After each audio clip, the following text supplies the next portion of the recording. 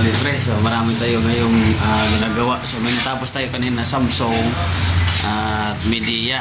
So ito, binibila na kayo ni Master Chacha yung Samsung na shorted, no? Yeah. Shorted. Shorted, anong sira nito? IPM, sir. Shorted ang IPM.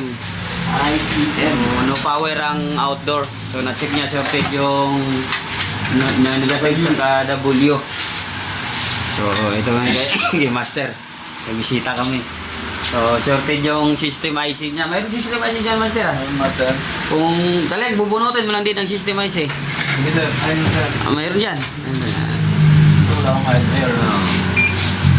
Ito si Master, gimangumot na. Kanina pa siya sa PO, tapos sa P4. Dito ka lang mag-focus mo na. Basta kumpletuhin mo lang ang supply. Pag nakumpleto ang supply, pwede ka na dyan mag-pick. Kaya Master, Samsung din. Inaantay pa namin mag-i-error para malaman namin kung ano talaga pinaka-problema. Kasi hindi sinabi ng customer kung ano ang error niyan. So kay Master Chris, Celeste Pico. Piyo, namamatay din ang compressor. Yan. Kasi kakabit na muna namin yung pan motor ng natanggal kasi yung connection So marami kaming ginagawa namin. Bukas, tuloy-tuloy na yung namin, training. So, may 2 days na tayo bukas na training, kaya yun mga kalibre. So sa gusto mag-training tawag lang kayo. Sir, ayos na.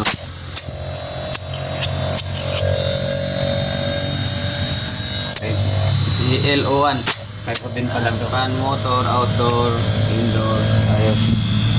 Pundora. So, ito na yung TCL mo, sir.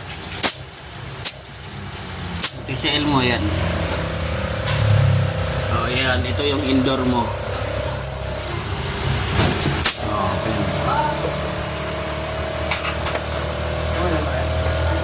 Ayos. Merit na. Okay. Sir, ito na yung Samsung mo nga no power. So ayan, may power na yan. May power na rin yung outdoor. Outdoor fan motor, umikot na. Indoor fan motor, umikot na. Yung compressor na Master. Ayan, ang compressor, sobrang laki yan. Yan. Yan. Samsung floor mounted, no power. Okay na sir, running na.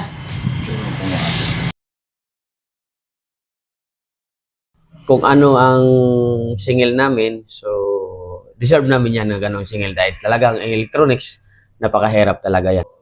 Deserve namin yan ng ganon. Good morning mga kalibre. So, yun, sa mga nakalista para bukas dito sa first day tutor natin, Webes Bernes, dito muna mauna sa Binakayan, yung 2 days training natin. So yun mga kalibre, mga kamaster, kung malalayo kayo dito sa akin at gusto nyo magpa-schedule, so pwede natin pag-uusapan kahit malayo kayo.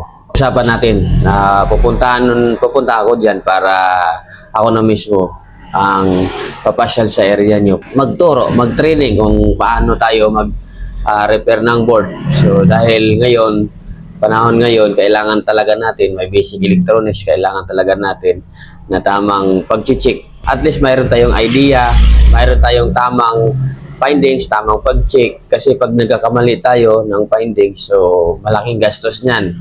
So, pwedeng gumastos yung technician, pwedeng gumastos yung customer dahil sa pagkakamali lang ng findings. Kaya ngayon, ito yung naisip ko, iikot tayo kahit malayo man, pupuntahan natin yan. Basta willing lang kayo matuto at mayroon kayong video na pwede natin pag-trainingan.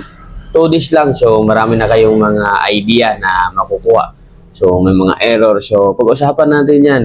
So, pagka maka-training tayo, doon na kayo magtatanong kung kaya natin, sasagutin natin. Basic, actual tayo. Subukan nyo din kung paano ka hirap mag-repair, mag-board, gaano kahirap magtanggal ng SMD parts. So, sabi nga ng tropang Duro. So, may pre-check up daw siya. So, kung magawa, free lang para pagsimula. Pero nung nasubukan niya magtanggal ng SMD parts, so napakahirap pala. So sa mga shoutout dyan sa mga customer namin na nagsasabi na yun lang pala ang pinalitan nyo, ganun na ang singil nyo. So shoutout sa inyo mga minamahal namin customer. Mahirap ang electronics, mga pinamahal namin na customer. Kaya kung ano ang singil namin, so deserve namin yan na ganong singil dahil talagang electronics, napakahirap talaga yan. Ayos.